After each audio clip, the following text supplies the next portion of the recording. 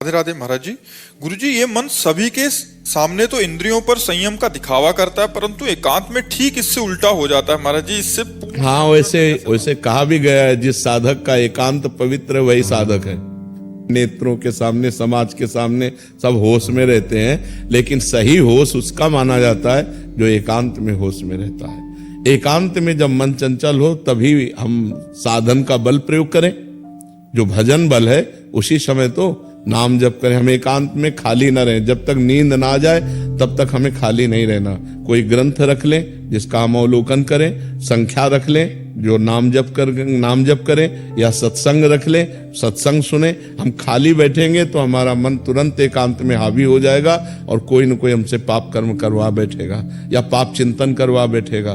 तो इसलिए बहुत सावधान रहना चाहिए। एकांत में मोबाइल रहता है, कोई गंदी बात न देखें, हम सत्संग सुने या शास्त्र स्वाध्याय करें या नाम जप करें। और नींद जब आ जाएगी तो अपने आप आ जाएगी, उसमें परेशानी नहीं है।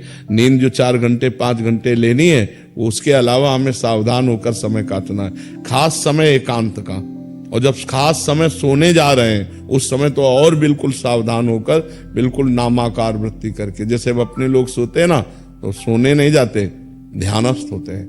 लेट गए और एकदम परमात्मा में ध्यान। अब कब सो गए पता नहीं, फिर जब जगे तो फिर उसी ध्यान में बैठ गए। पहले सबसे पहले बस नाम जप। तो एकांत को संभालना होगा। ये आपका ही नहीं, सबका है। एकांत सबका गंदा हो जाता है।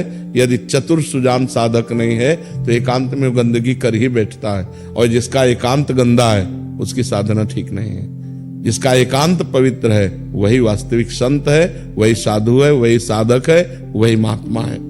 चाहे गृहस्थ हो चाहे विरक्त हो। ये साधु संत महात्मा गृहस्थ विरक्त के लिए भेद नहीं है। इसमें गृहस्थ भी महात्मा हो सकता है। स्थिति है तो महात्मा है, स्थिति नहीं है तो वेश्य महात्मा नहीं माना जाता, स्थितियों से माना जाता है।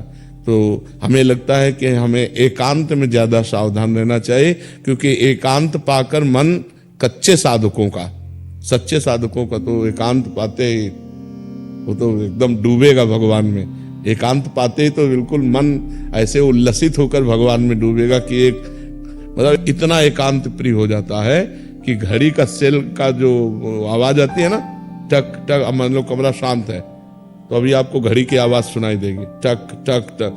जैसे अब डूबने में वो भी तो फिर उसको हटाना पड़ता है कि हटाओ। एकांत में वो बहिर्मुख भोगों का चिंतन या बहिर्मुख बातें, जो कच्चे साधक हैं, अभी जो प्राथमिक स्थिति के साधक है, उनका जो छलांग लगा चुके हैं आध्यात्मिक, उनका तो एकदम एकांत होते ही और एकदम शांत परमात्मा में डूब गया।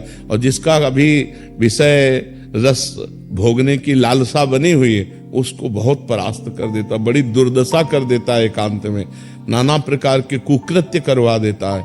जहां एकांत हुआ तो वहां वो हावी हो जाता है। इसलिए उस समय बहुत सावधान रहना चाहिए। ये 4 बातें याद कर ले: नाम जप, शास्त्र स्वाध्याय, सत्संग और सद्विचार। इनके द्वारा हम एकांत को व्यतीत करें। एकांत में ये जरूर लागू करें। ऐसे उड़िया बाबा के उपदेश ऐसे हर समय जीवन भर सिराने रखा है।